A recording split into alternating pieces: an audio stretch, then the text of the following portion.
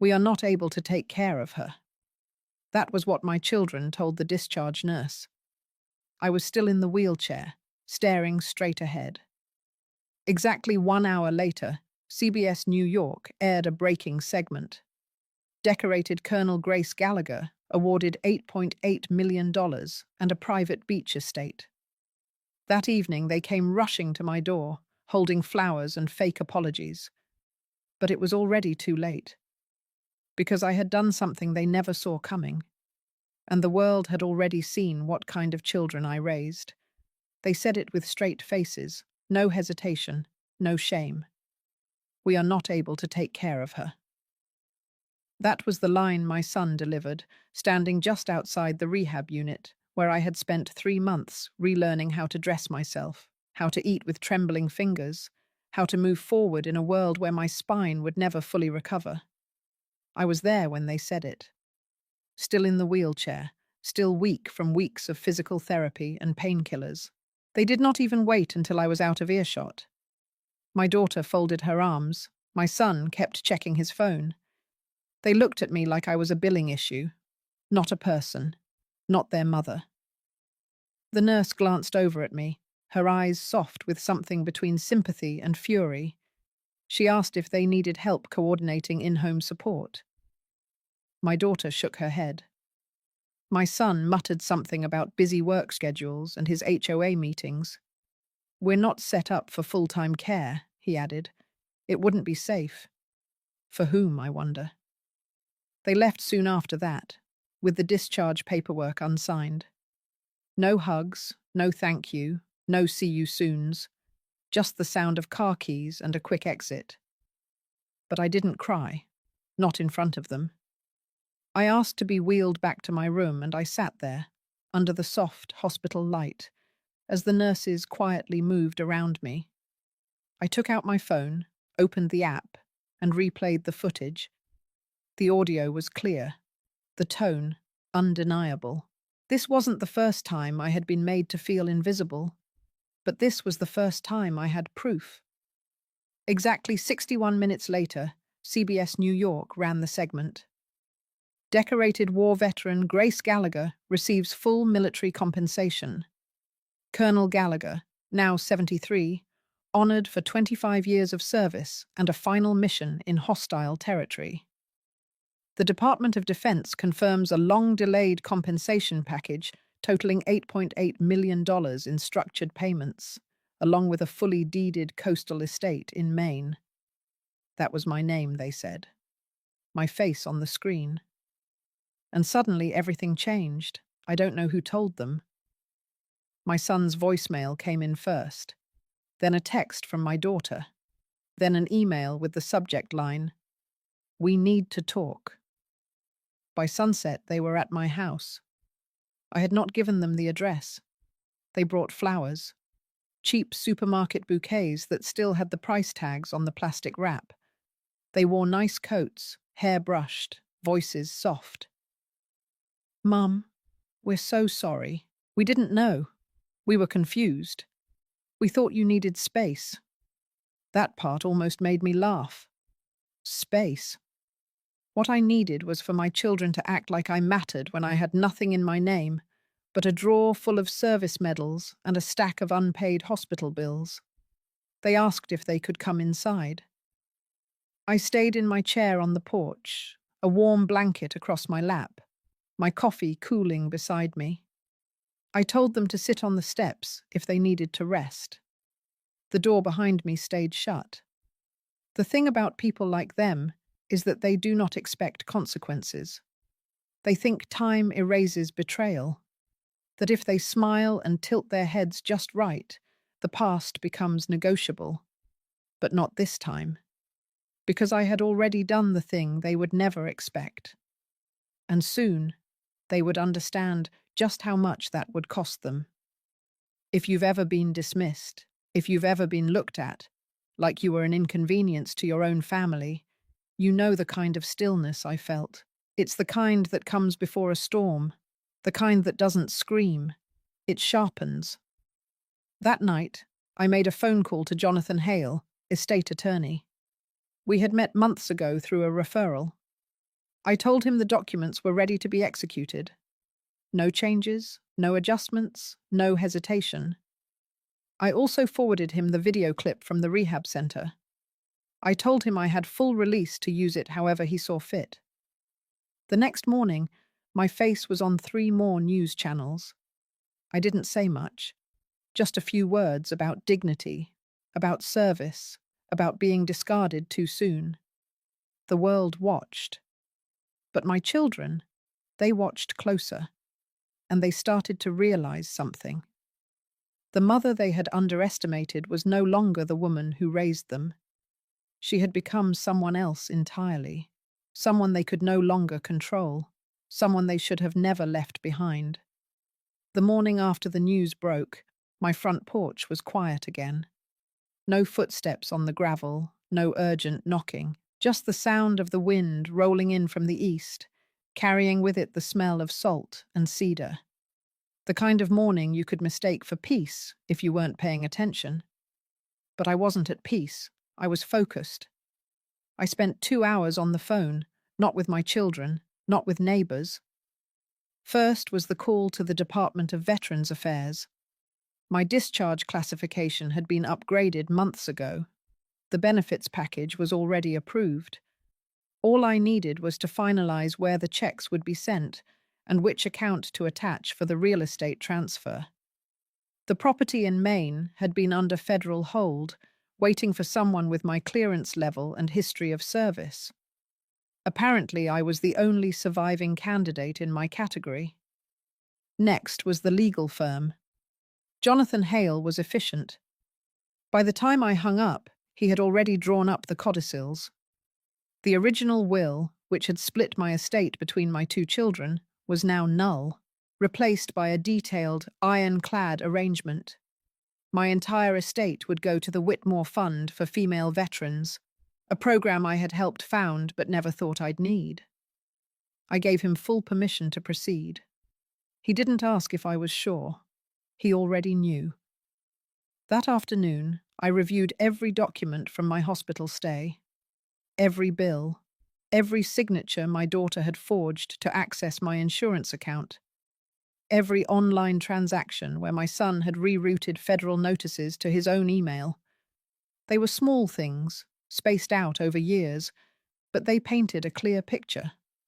This wasn't neglect. This was strategy. They had seen me as a structure, a system, an asset that could be used, drained, then discarded once it became too high maintenance. They were about to learn what it meant to underestimate a woman who had navigated hostile territory and congressional briefings in the same week.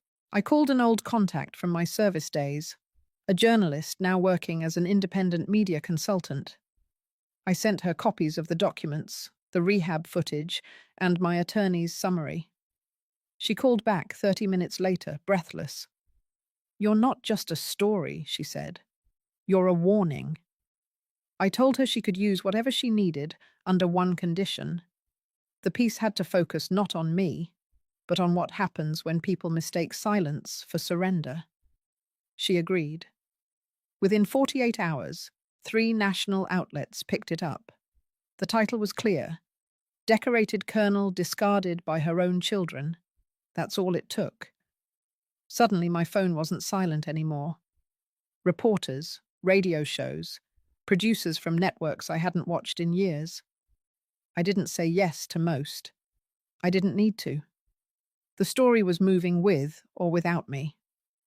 Meanwhile, Jonathan Hale filed the new will publicly, attaching the footage and financial records as part of a public statement of intent. There was nothing my children could contest, nothing to argue. It was all legal, witnessed, and dated. Ironclad. I received a cease and desist letter from my son's lawyer 2 days later. Something about slander and emotional damage. I forwarded it to Hale. He sent back a 1-line response. Let him sue. Discovery will be fun. I smiled at that.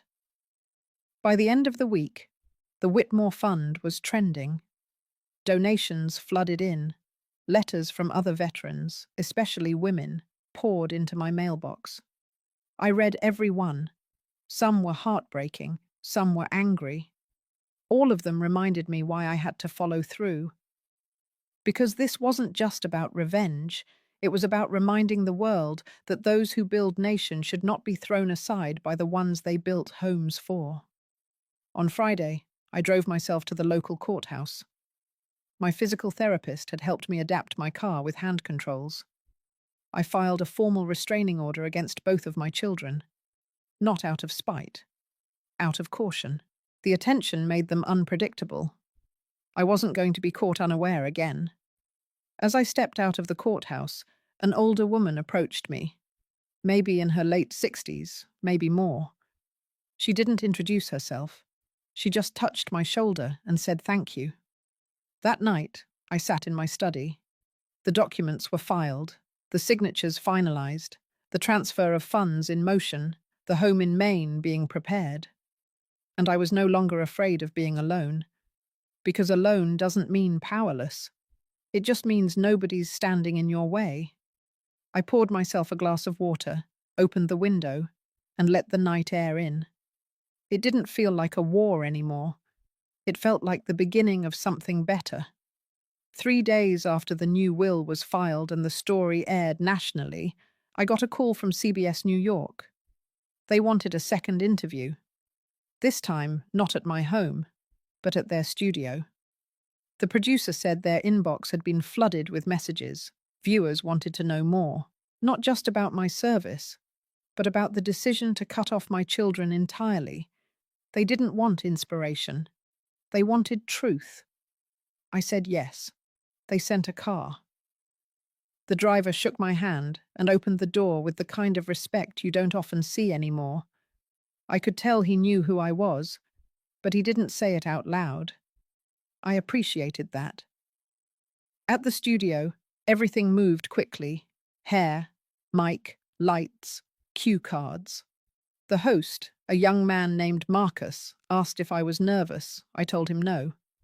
When you've been shot at in a foreign desert, a camera isn't much of a threat.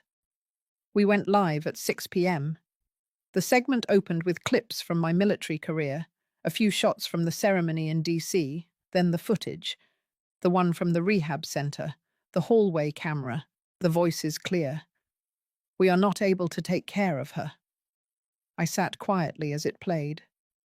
On the screen, my son looked down at his phone while my daughter kept her arms crossed. The nurse's voice, gentle but confused. My chair in the background, I never moved. That was the part that caught people's attention. Not the words, the silence. Marcus turned to me and asked what went through my mind during that moment. I said I realized my children had mistaken kindness for weakness for too long, and I was done pretending not to notice. I didn't raise my voice. I didn't list grievances. I just let the clip speak for itself. Then I looked straight into the camera and said I changed my will not to punish them, but to correct myself. I had spent too many years assuming love was unconditional. Turns out, conditions show up fast when money and inconvenience enter the room. The interview ended. The crew clapped quietly. Marcus squeezed my hand.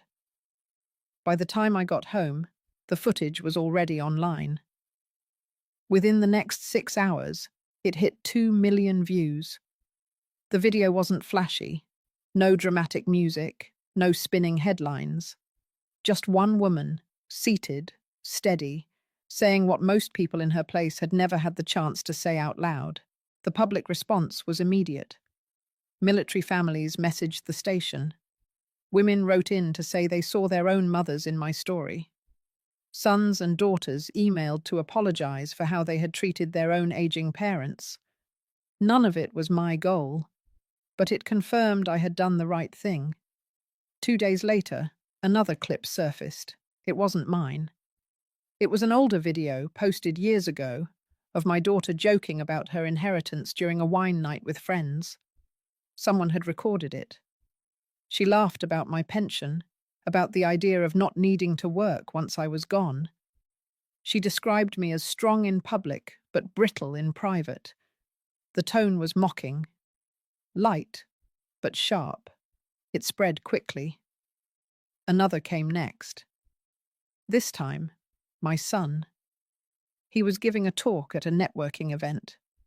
He had slipped in a line about caring for an elderly parent being a financial hazard.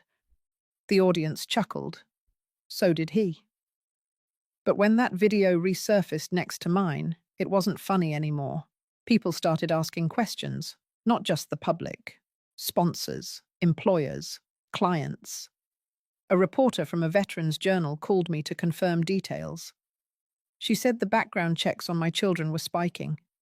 People were digging into campaign donations, charity involvement, public grant filings. I told her I had nothing else to say, but the story didn't stop. A week after the broadcast, Hale forwarded me a notice. A formal inquiry had been opened into potential misuse of power of attorney during my surgery recovery period.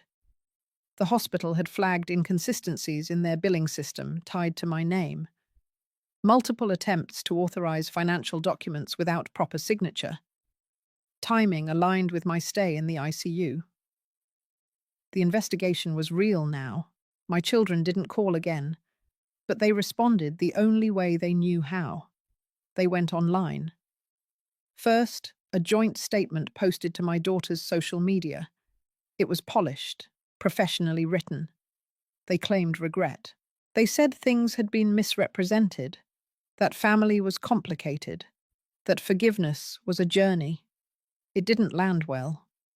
People flooded the comments, screenshots of past statements, clips from the videos, quotes from my interview.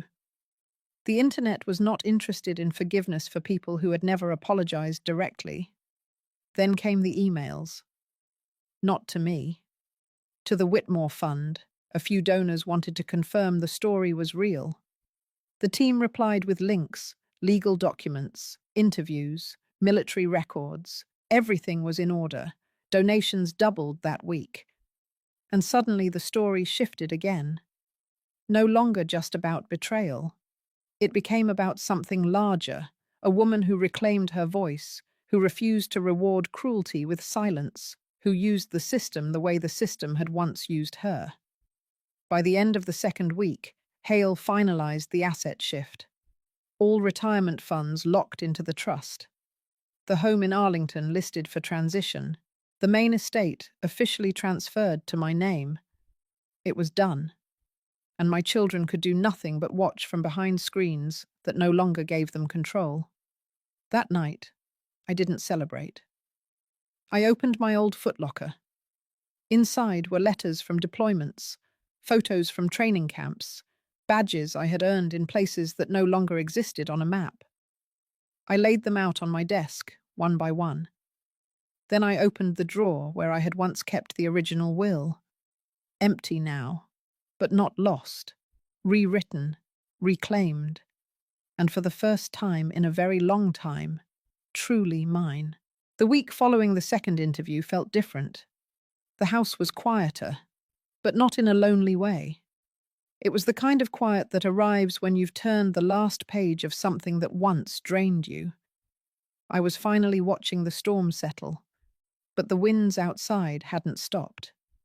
Not for them.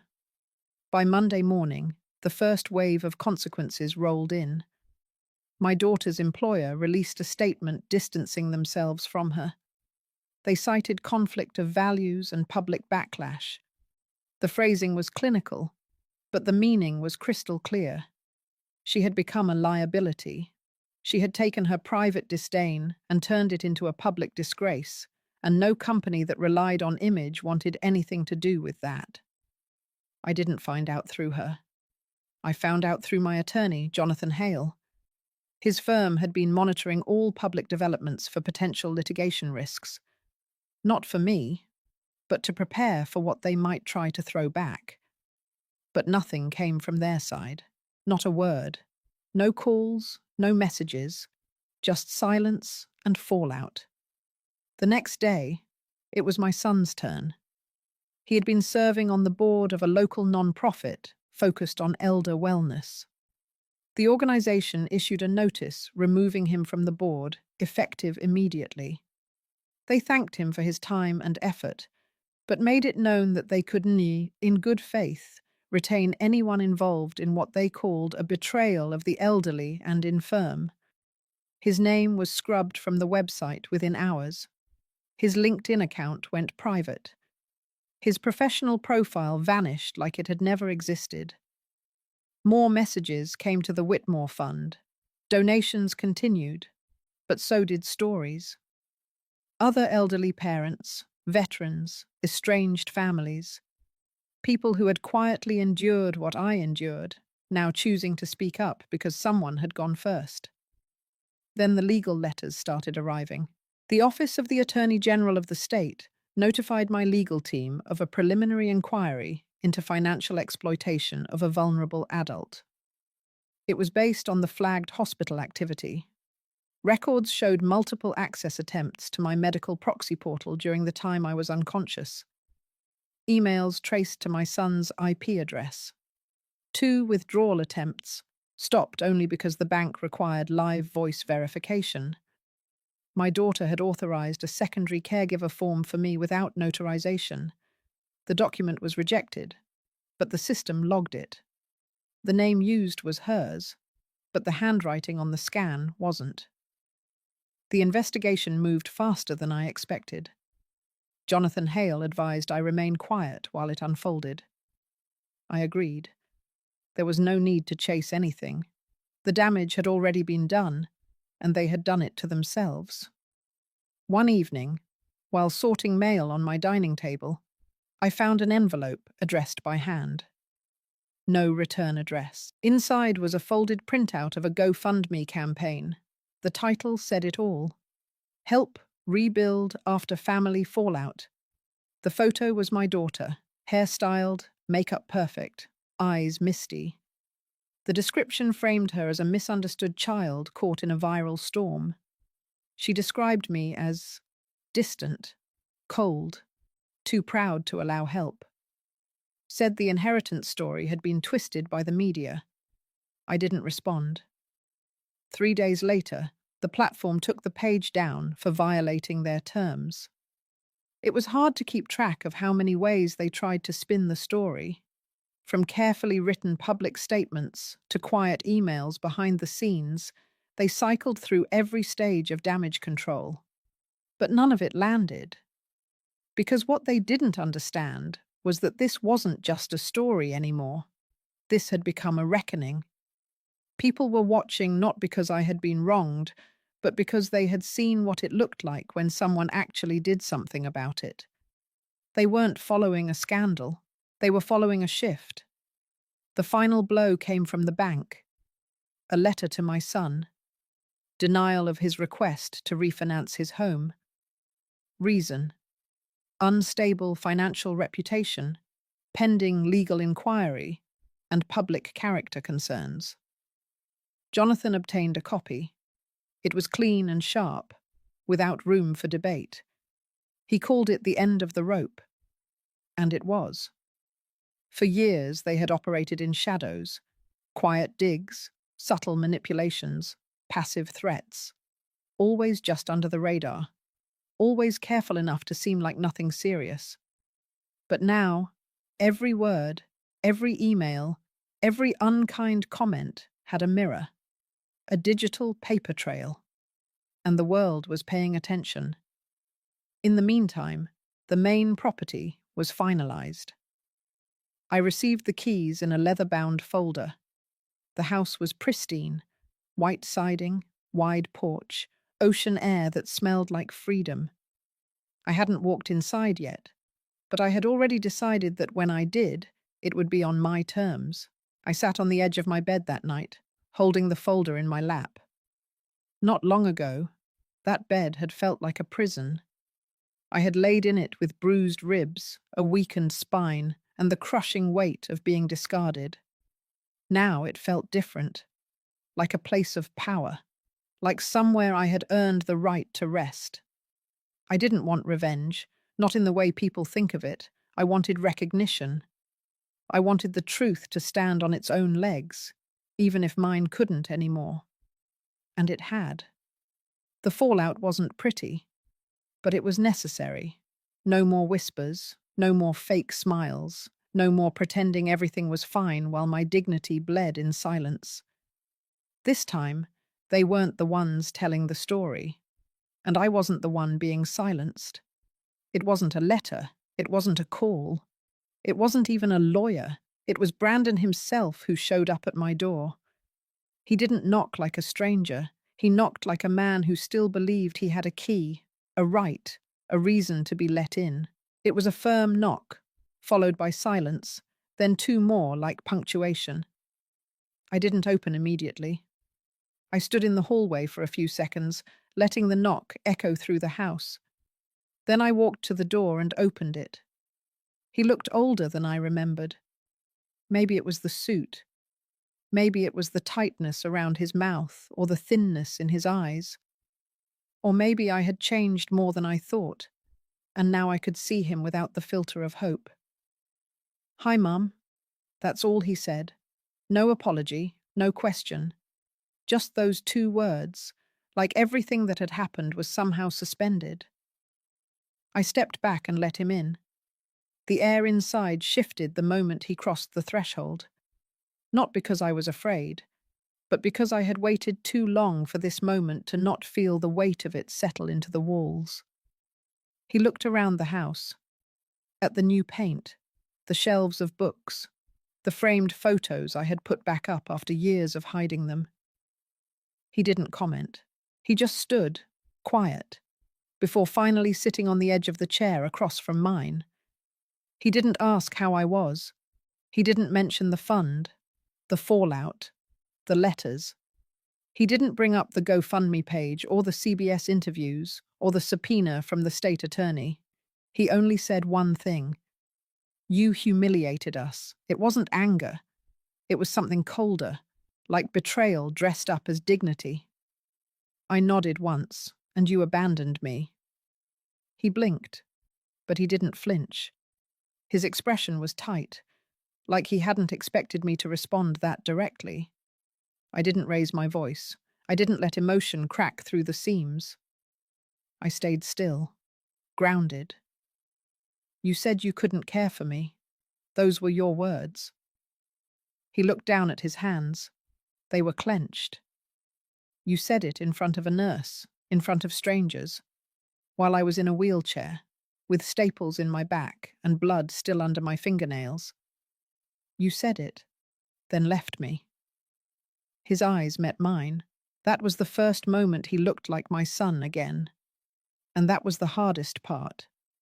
Because that face was the same one I used to see running into the kitchen asking for pancakes.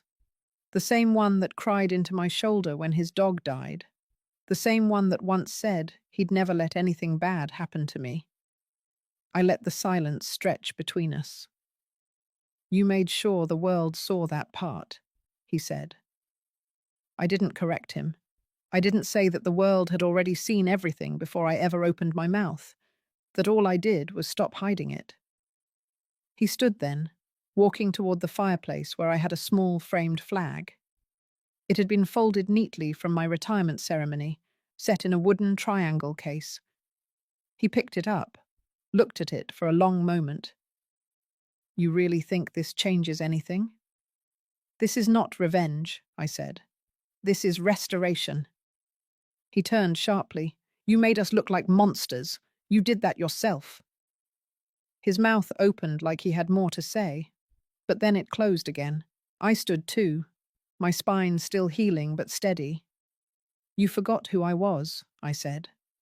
"You thought because I aged, because I slowed, because I was quiet, that I stopped being someone you had to respect. But I served this country for 25 years. I bled for it. I rebuilt myself in silence. And I gave you everything I had." He looked at me, not as a son looking at a mother, but as a man looking at someone he could no longer control. "I didn't write you out of my life. You did." And then I walked to the door and opened it again. He didn't move at first. "It's done," I said. "The estate is sealed. The fund is public. The truth is out. There is nothing more for you here." He took a slow breath. then set the folded flag back on the mantel. For a split second, I saw something break in him. Not remorse, not shame, something lonelier, like he realized he had bet against the wrong parent. He walked past me without a word, out into the late afternoon sun. I didn't close the door right away. I stood there, watching him walk down the path, his shoulders stiff, his steps uneven. When he reached the sidewalk, he paused. I thought he might turn around. He didn't, and that was the end of it. No yelling, no courtroom theatrics, just truth, spoken plainly, in the house he thought he still had a claim to. After I closed the door, I didn't cry. I didn't feel triumphant either. I just felt clear. It was done. The confrontation had come. Not as fire, but as ice. Slow, cold, final. Not all victories are loud. Some are just quiet confirmations that you're no longer afraid. After the door closed behind Brandon, the silence inside the house felt heavier than before, but not in a painful way. It was the kind of silence that followed a storm. Not peace, not yet, but stillness. A space where nothing was spinning anymore. I sat in the armchair he had just vacated, not because it belonged to him, but because I wanted to understand what it felt like to be on that side of the room, facing the woman I had become, facing the walls that now held a new kind of memory, not of abandonment, but of reclamation. Outside, the sun had slipped behind the clouds. The breeze off the water carried the faint scent of salt and pine. I could hear the soft clinking of wind chimes from the back porch. They weren't fancy. I bought them from a roadside shop when I first moved in, long before anyone knew what I was really doing with the house. That evening, I made tea, not to soothe anything, but because my body still craved routine. I sat by the window with the cup in both hands and let my mind be still. Not numb, not racing, just still. There was a time I would have spent that night writing in journals, revisiting conversations, dissecting every word exchanged. But not now. Now I had no desire to replay anything. The moment had passed, and it had done what it needed to do. In the days that followed, I did not speak to the press. I ignored every request for interviews, every message from local networks wanting a follow-up. The story had lived its life. Let them archive it. Let them move on. I began to return to the things that made me feel grounded. I walked the path near the dunes every morning. I started rebuilding the vegetable garden that had gone wild during the surgery months. I rejoined the Veterans Circle, not for stories, but for stillness, for presence. One afternoon, during a quiet community potluck at the marina, a woman named Delilah handed me a small wrapped bundle of linen. Inside was a hand-carved wooden token, etched with a quote I had once shared during a panel about resilience. I had forgotten I said it. She remembered. So did the others. "We heard what happened," she said quietly, not looking for a response. "You carried it with dignity. A lot of us. We saw ourselves in you." I thanked her, and meant it. That night, I took the token and placed it next to the folded flag on my mantel, not out of pride, but as a reminder that even when your own children can't see your worth, strangers often can. Weeks passed, then months. Letters from Brandon stopped. I had received 2. One was brief and cold. The second was longer, less polished. He spoke of confusion, of hurt, of not knowing where things had gone wrong. He didn't ask for forgiveness. He didn't blame me. He just wrote. I didn't reply. Forgiveness wasn't something I could manufacture on paper. It had to grow in silence, like healing bone, like new skin after a burn. By autumn, the coastal winds turned sharp. I had the house insulated better. I fixed the porch railing. I brought in a few volunteers from the local youth centre to help organize the library of materials I had gathered for the Women's Veterans program I was setting up. That program, the one I used the public fund for, started slowly. Just a few attendees at first. Mostly women my age or older, some younger, all with their own scars. Some visible, some not. I wasn't trying to lead. I was just creating space.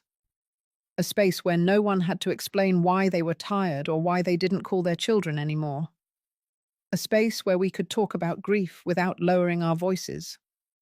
On the 1-year mark of my discharge day, I sat alone by the beach just before sunrise. The air was crisp, the tide low. In my coat pocket was the discharge paper I had kept all this time, still folded, still creased from the moment I shoved it in there outside that hospital. I took it out, looked at the faded words, then placed it into the small fire I had started in a safe metal drum by the shore. The paper curled quickly, blackened, then lifted in ash. That was the last thing I burned. I no longer needed proof of what they did, of who I was. I had lived through it, and I had come out the other side not bitter, not broken, but whole. I wasn't healed entirely. That word still felt too clean. But I was healing. Actively, quietly, strongly. Some days, I missed the idea of a family that never really existed. Other days, I simply walked past it. Not out of coldness, but clarity. In that space between grief and peace, there was a kind of freedom I had never known before.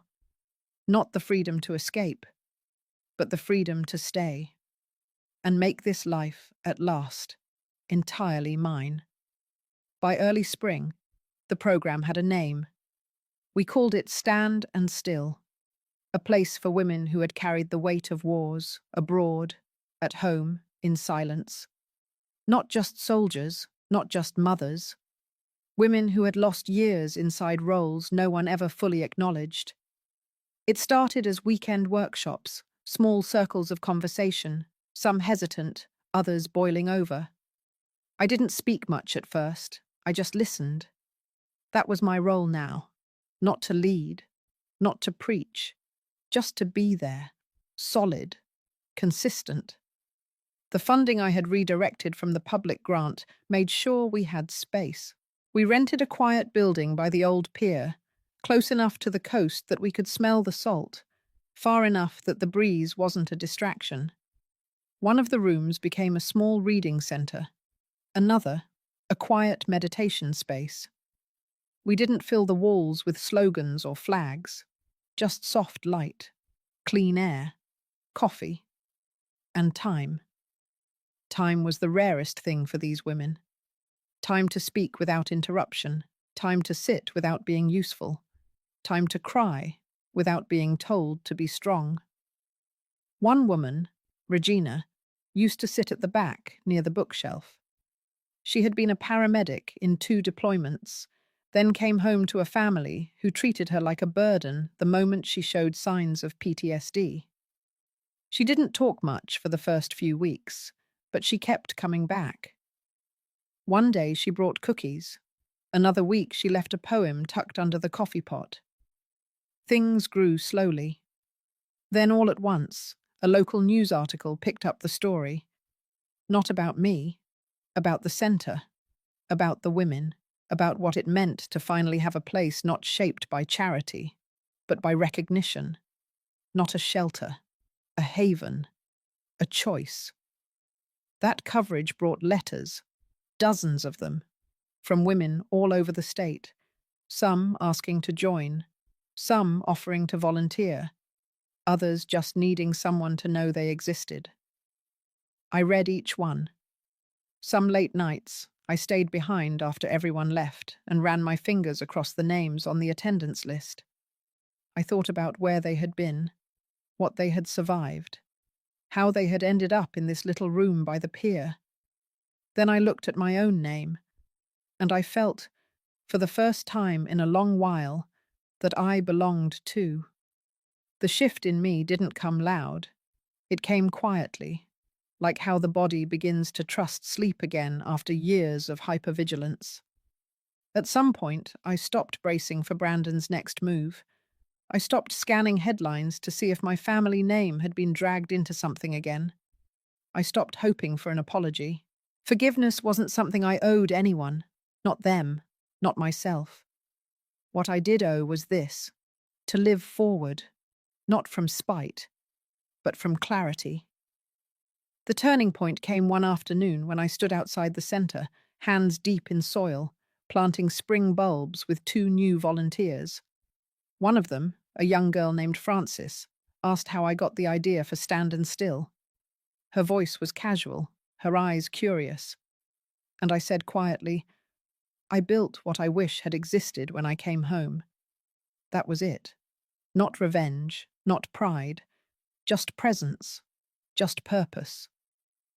Weeks later, a letter arrived, not from Brandon, from Rachel, his wife. It was brief and handwritten. She said she had left him, that she was living with her sister in Virginia. She didn't ask for anything. She just said she was sorry, and that she now understood what I had been trying to protect. I read it once, then placed it in a folder I kept tucked in a drawer with old photographs and discharge certificates. I didn't write back. Not yet. Not out of anger, but because some words needed time to settle, to prove they weren't just guilt wrapped in ink. Instead, I took that afternoon to visit the beach. I walked barefoot across the sand. Cold at first, then familiar. Somehow, walking away from pain without needing to be seen doing it was more powerful than every press headline that came before. That night, during a group session, Regina finally spoke. Her voice was cracked but steady. She said she hadn't spoken to her kids in over a year, said her eldest had told her to stop pretending she had anything worth offering, said she had started to believe it. Then she looked up at me and said, "But not anymore." And in that moment, I realized something deep. This was not a second act. This was not redemption. This was reclamation. A quiet, unstoppable claiming of space that had always been mine. From that week forward, we began documenting stories from the women who came to the center, not for publicity, for preservation. Their words, their truths, their grit, their laughter. We called it the living archive, not to be shown, but to be kept. In a world that moves so fast to forget women once they turn invisible, we were choosing to remember each other in full color. And that, more than anything, became the legacy I was finally proud to build. The letter arrived in a manila envelope without a return address. It was hand-delivered to the front desk of Stand and Still by someone who didn't leave a name, just nodded once and disappeared before anyone could ask. Inside, a neatly folded document. No signature. Just a printed letterhead from a downtown law firm and 3 stapled pages beneath it. I didn't recognize the firm's name, but I knew the format. It was a cease and desist. I sat in my office with the window open. The sea breeze was unusually warm for late spring. I read the letter twice, slowly. It accused Stand and Still of using personal family stories and private financial information for the purpose of defamation and public humiliation. The words were carefully chosen, vague, but heavy. The kind written by a man who wanted to scare, not sue. The firm was representing Brandon. The gall didn't surprise me, not after all he had done. But what did catch my attention was the final line. It warned that if I continued to make public statements that could be interpreted as damaging to his reputation, he would be forced to pursue legal action and revisit the issue of estate distribution. That last phrase wasn't just a threat, it was a provocation. Brandon was still hoping I would make this a war in public, but he didn't understand. I had already won where it mattered. I didn't need to fight him anymore. I had nothing left to prove. But I did need to protect the women at the center, their stories, their safety. So I picked up the phone and called a name I hadn't spoken aloud in years. Marisol Rothwell. Back when I was still in the service, Marisol had been one of the few lawyers assigned to the Veterans Transition Unit who actually listened. She was sharp, unshaken, and had a laugh that could disarm a colonel. She picked up on the second ring. After I explained the situation, she said she'd meet me that evening. She drove up from the city herself. No staff, no billable hours mentioned, just a leather briefcase and her old combat boots. We sat across from each other at the small table in the back room of the center. I handed her the letter. She read it in silence. Then she looked up, eyes steady, and said, "They're bluffing." She explained how the wording was intentionally weak. No direct claims, no admission of harm. It was a scare tactic, nothing more. Still, she said, we'd respond. Not with defense, with clarity. By morning, she had drafted a reply. It was calm, professional, and devastatingly precise. It affirmed that no personal names had been used in any official communication.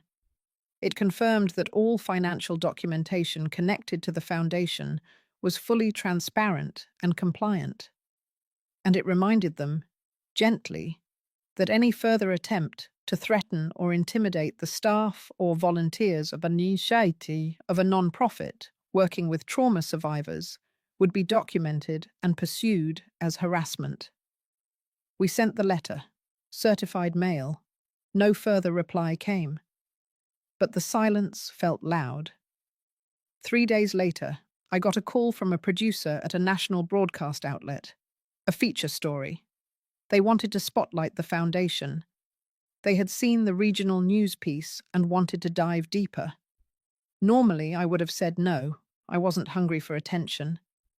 But something shifted in me. I remembered the silence that used to follow my son's outbursts. The way I used to fold into myself and apologize, even when I had done nothing wrong. The way my voice would shake around people with power. That silence had cost me years. So I said yes. They sent a small team, camera, microphones, a soft-spoken interviewer who didn't push, just asked to hear the truth. I told them about Stand and Still. I told them about the women who found their way here.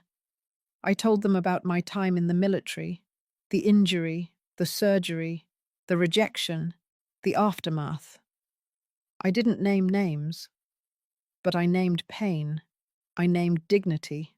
I named recovery. The segment aired on a Friday evening, prime time, right after the local news.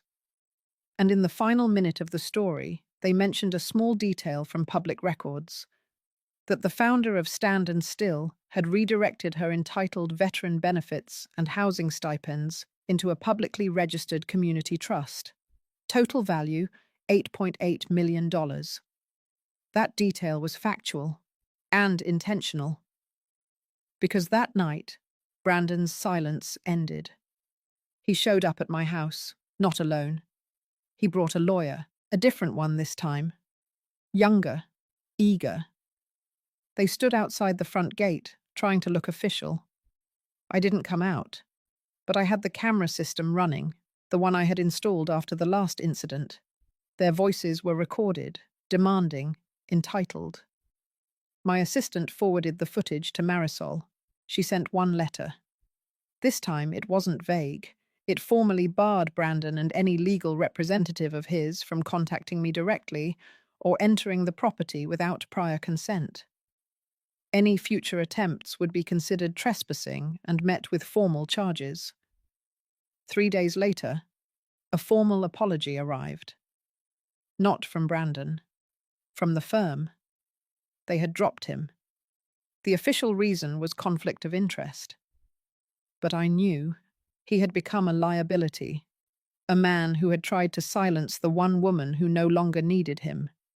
I kept that letter too, not as a trophy, as proof that there are consequences for choosing cruelty, even if they arrive slowly. even if they come dressed in paper instead of rage. And for the first time since my surgery, I slept through the night. No startles, no dreams, just the sound of the tide, steady against the shore. When the letter from the law firm arrived, I knew it was over for him in the courtroom. But there was still something unfinished in me. It wasn't just about shutting him out legally. I needed to face him, not for closure, not for forgiveness. I needed him to look me in the eye and see the version of me that he could no longer manipulate, the one who had come back from the battlefield, the one who had survived surgery, betrayal, abandonment, the one who had built a legacy without him. So I made the call myself, not to Brandon, but to his wife. Samantha answered on the second ring, voice clipped and cold like she had been rehearsing detachment for weeks. I didn't explain much. I simply said, "There are papers left at the house. His name is still on one of the storage units. He might want to pick them up before the lease expires." She paused, then said she'd send him that weekend. He came alone, Saturday morning, late. The sun was already high, and I had left the front gate open, just for him. I waited in the backyard, where the garden met the cliff's edge, overlooking the wide, quiet stretch of coastline I had learned to call my sanctuary. When he came through the back door, he didn't speak. He didn't even look at me. He just stood there, hands in his pockets, waiting for me to break the silence. But I didn't. He was the one who had to speak this time, and he did. "So this is what it's come to," he said, voice low and bitter. "You really had to drag all this out in public." I didn't flinch. He kept going. "Do you think this makes you strong, humiliating your own son, turning the press into your personal revenge tool?" I turned toward him slowly. "You humiliated yourself, Brandon." I said it calmly. No anger, no trembling. "You wanted people to see me weak. You wanted to erase me from the picture because my injuries made you uncomfortable. You didn't expect me to survive. You didn't expect me to rise." His face twitched at that, like I had touched a nerve he didn't know was exposed. I walked a few steps toward him. No rush. Just the steady pace of someone walking through the fire without burning anymore. "You said you didn't have the capacity to take care of me. You said you had no room in your life for a broken old woman. But what you really meant was, you had no room for a woman who could no longer be used." He opened his mouth, but I held up a hand. "I'm not here to argue. I'm not here to hear excuses. I just want you to see this place one last time, because after today, you'll never step foot on this land again." He frowned. I continued. "You remember the guest house in the back? The one you always said would be your retirement space. I converted it into transitional housing for women coming out of abusive family situations. The lease is signed. Renovation starts next week." He looked like he'd been slapped, not because of the property, but because of the idea, the principle. And that's not all. I pointed at the foundation's ledger, which I had printed and laid out on the patio table. "You used to mock me for spending money on therapy groups, said it was a waste, said no one wants to hear sad stories from old women. Well, Brandon, now they do. Because those stories built this place. Those stories funded new job programs, built confidence, gave a voice to women you never saw as people." His hands clenched into fists. "You never saw me either." "Not really. I was just a mother on a schedule to you. A paycheck, a nurse, a placeholder. But not anymore." I stepped closer. Not threatening, just final. I changed my will. His face drained of color. I donated everything. The land, the assets, the trust, the house, even the royalties from my military memoirs. All of it. Gone from your reach. Not to punish you, to protect myself, because I will never again be in a position where my survival depends on the mercy of someone who sees me as disposable. He stared at me, shaking slightly. I could see the words building behind his eyes, but he didn't speak them. He turned and left. No outburst, no fight, just silence. And it was the most honest thing he had ever given me. As I watched him walk away, I didn't feel triumphant. I didn't feel powerful. I felt clean, like I had finally scrubbed the last layer of shame from my skin. I sat down on the bench near the edge of the cliff and let the wind move through my hair. For the first time in years, I didn't feel haunted. I felt present, alive, whole. Later that day, I called Judith. I told her the confrontation was done, that he wouldn't be back. She didn't say much, just told me to rest, said I had earned it. That night, I lit a candle in the hallway for the women who had passed through standing still in silence, for the ones who never got to have their moment. And then I whispered their names, one by one, because silence may protect the abuser, but truth protects the soul, and I would never go silent again. The Sunday morning after Brandon walked out of my garden was unusually still. The wind that normally hummed through the tall eucalyptus stood silent. Even the ocean seemed hushed, as if the entire coastline knew something had shifted. I hadn't touched the phone all night, but when I picked it up just after breakfast, it was humming like a live wire. 43 missed calls. Most were from numbers I didn't recognize. A few were from local newsrooms. One was from the Foundation's PR manager, Lauren. Her message was short: "It's out." By the time I clicked open the first headline, the story had already gone national. Elderly woman denied care by son. Becomes symbol of resilience. Another one. She donated $8.8 million and a coastal estate. After being abandoned post-surgery. CBS New York had run the segment first. A well-edited piece with voiceovers, archival photos, and yes, a small portion of the video from the day I was left at the hospital. I hadn't planned on giving them that footage, but Judith had sent it. She had asked my permission, but before I could even weigh the idea, she'd said, "Evelyn, they need to see what it looks like. What cruelty sounds like when it wears the voice of family." And they did. The clip was barely 10 seconds long, just enough to show the nurse walking me down in the wheelchair, just enough to catch Brandon's voice saying, "We don't have the space for this right now," just enough to show the moment I was wheeled back inside. 10 seconds. That was all. And the world exploded.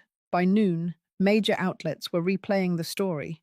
Online forums lit up. Reddit threads climbed to the front page. Women posted stories of being neglected by their children. Nurses chimed in with their own heartbreaks. Trauma therapists linked articles.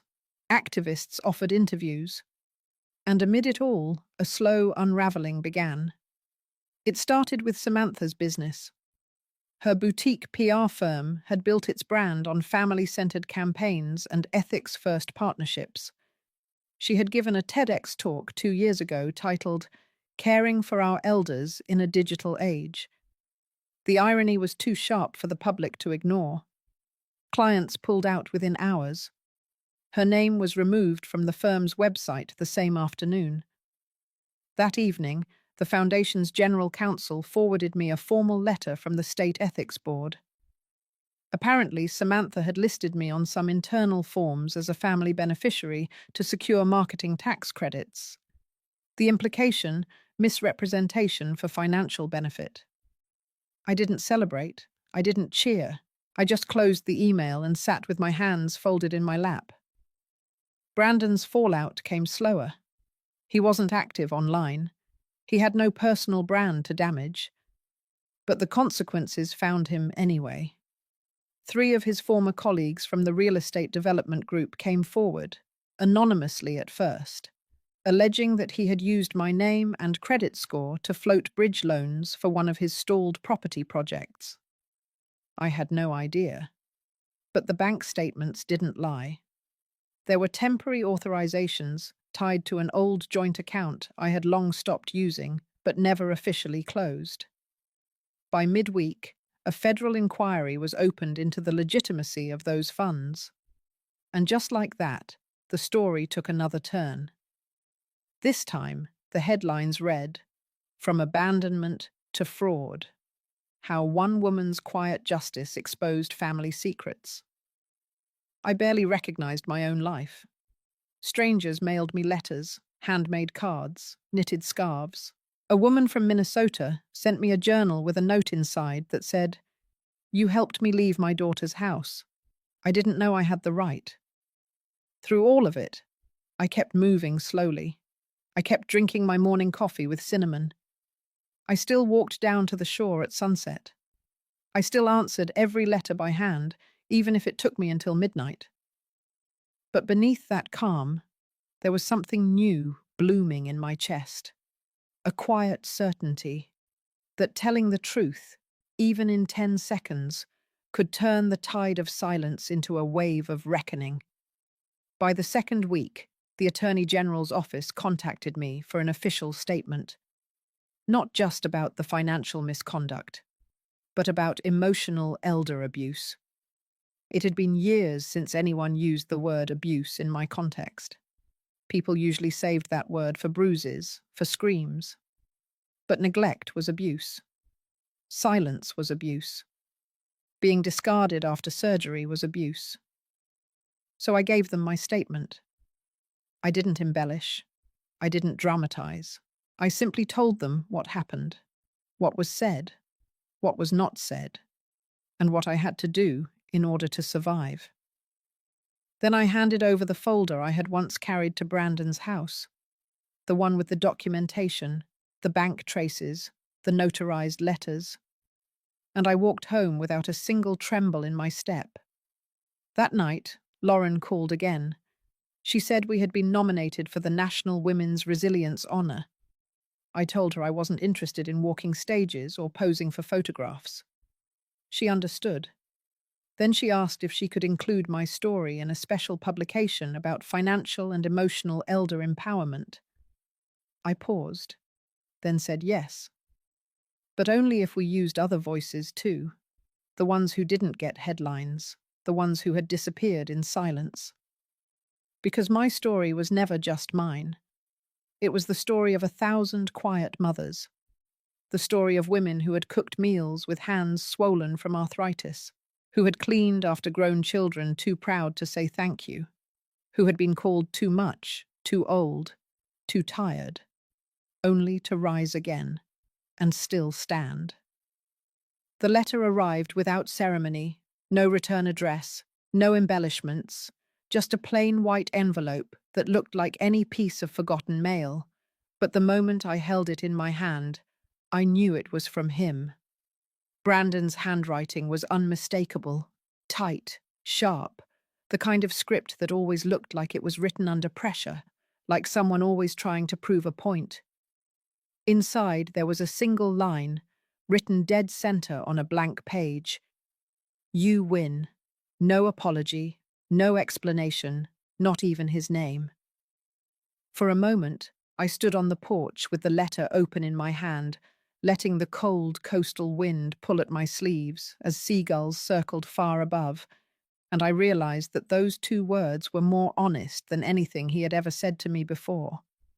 I didn't respond. There was nothing left to say, but I knew what the letter meant. It meant he would come. That Friday, just past 3 in the afternoon, his car appeared at the edge of the gravel drive, the same one he used to race down when he came home from college, when he still called this place home. This time, he parked further away, not daring to cross the invisible threshold, as if the house no longer welcomed him.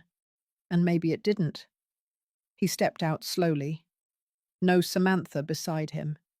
No frantic energy, no false charm. Just a man walking up the porch with the weight of a ruined legacy pressing down on his shoulders. I didn't greet him with words. I didn't need to. He knew why he was here, and so did I. He stood still for a long time, looking at me, not with defiance, not with sorrow, but with something far more hollow, resignation. Then he spoke, and his voice, though low, carried an edge of disbelief that felt like he was only now understanding the truth. He said he didn't come to ask for forgiveness, that he knew it was no longer his to request. He said he didn't expect me to say anything at all, so I didn't. I just turned and opened the door to the house that I had taken back, the one he once tried to claim through manipulation and betrayal. He walked in with a hesitance I had never seen in him, like every piece of furniture was unfamiliar, every photo on the wall a stranger's memory. He glanced toward the mantel where the painting now hung, the one Judith had sent me after the CBS interview aired. It was a lighthouse standing firm on a cliff, battered by relentless waves. He didn't say anything about it. Instead, he remained in the center of the room, hands loose at his sides, as if even folding his arms might feel like a defense he no longer had a right to use. Then he said the words that stopped me cold. He told me that I was not the woman he thought I was, that all his life he had painted me as too quiet, too soft, too willing to be overlooked, that he had needed that image to justify what he had done, to rationalize abandoning me at the hospital, draining my accounts, smiling at me through years of deception. But I wasn't weak, he said. I had never been. I was simply waiting. He asked then, in a flat voice, whether I had changed the will. I looked at him directly and told him yes, that the day I returned from the hospital, I had done what I should have done years ago. I removed his name. His reaction was muted, as if part of him had already known. Then he asked who it would go to now. I told him I had set up a foundation for elder justice, legal aid, housing support, and trauma recovery for women who had suffered in silence the way I once had. There was no outburst, no denial, no bargaining. He just nodded once, slow and heavy, the way a person accepts the final nail in a coffin they built themselves.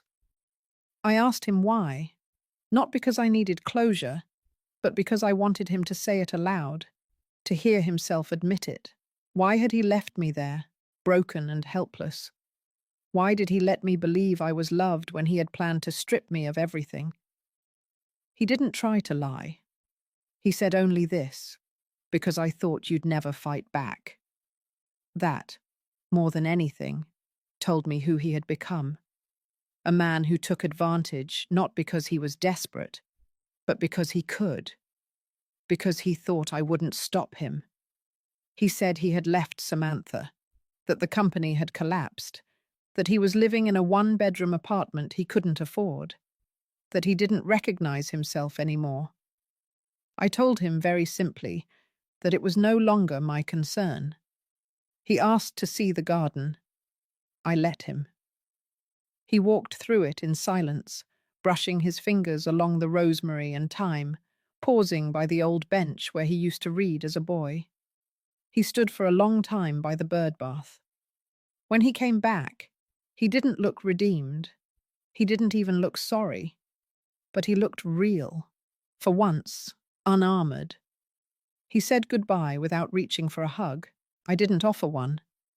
And as he walked back to his car, I didn't feel triumph. I didn't feel vindicated. I felt clarity. That night, I lit a single candle and sat in the kitchen, drinking tea, letting the silence wrap around me like a blanket stitched from everything I had survived. I thought of all the women who had been cast aside, made invisible, turned into cautionary tales or burdens. And I knew I wasn't just living for myself anymore. I was living proof that survival wasn't enough. You had to rise, you had to reclaim, and you had to remember. Because even if the world forgets you, you must never forget who you are. The crowd at the ceremony had thinned by the time I stepped down from the stage, but the moment still felt immense. My hands were still slightly trembling, not from fear, but from the overwhelming release of everything I had carried alone for so long. The applause, the lights, the honor, it all faded into a soft hum as I walked through the side exit of the building and out into the open air. The sky was beginning to turn gold just before sunset. For once, I felt no need to rush, no need to prove anything. I had done what I came to do. Across the lawn, I spotted April waiting near the van. She had a quiet, steady smile on her face. When our eyes met, there was no need for words. She had been beside me in the dark when no one else would stand there. Her presence now, in the light, was the only reassurance I needed. Later that evening, I sat alone in the living room of my beach house. The breeze from the ocean slipped through the open windows, and the air smelled like salt and eucalyptus. On the coffee table sat the framed photo from earlier that day, me in uniform, medal pinned neatly to my chest, hand over heart. I let the silence fill the room. In that silence, I saw the chapters that had come before, the surgery room lights, the backseat rejection from my children, the cruel signatures they scribbled on the refusal forms. I saw the messages left unanswered, the meals skipped, the wheelchairs left untouched in waiting rooms. I saw the night I decided I would no longer ask for kindness. I would build my own justice. And I did. They lost everything trying to squeeze me out. The lawsuit settled, the press firestorm still circling, the sponsors that backed out from their startups, the homes seized under scrutiny. None of that brought me joy. But it did bring balance, a reset, a mirror held up to what they had become. Earlier that morning, before the ceremony, someone had slipped an envelope under my door. Inside was a letter from Kayla. She wrote about grief, about panic, about how they were never prepared to handle someone like me. Strong, persistent, unbreakable. She said they wanted to forget the strength I used to raise them. Said it made them feel small. Her words were heavy, but they did not bend me, because I had changed. That morning, I finalized a fund in my name, the Colonel Grace Fund. A portion of the veteran settlement, a share of the media licensing rights, and a large chunk of my late husband's untouched savings were redirected into it. The fund would support older women leaving toxic households, especially mothers like me. Women who had given everything and were left with nothing. Women who needed a second chance, not just survival. I did not build it to make a statement. I built it so the pain would not go to waste. That evening, I received a voicemail from Martin. He had kept quiet through it all, but his voice shook with quiet pride. He told me that I had changed something, not just for myself, but for others watching. Said I had reminded people that being a mother was not a role to be discarded like a coat. It was a history, a legacy, a force. And now I live quietly, not invisibly, not timidly, just quietly. I wake early, walk the shoreline, make tea, read history books. I attend fund meetings every other Wednesday. I still wear the ring my husband gave me. But now I also wear my own name, Colonel Grace Whitlow. They tried to erase me, and all they did was give me a bigger canvas. If this story stayed with you, even just a little, I hope you'll take a moment to think about the women around you, the ones who gave without asking, who stayed quiet too long, who are finally ready to reclaim their place. Leave a comment, share your thoughts, or tell someone you trust what this made you feel. Every voice matters, yours too.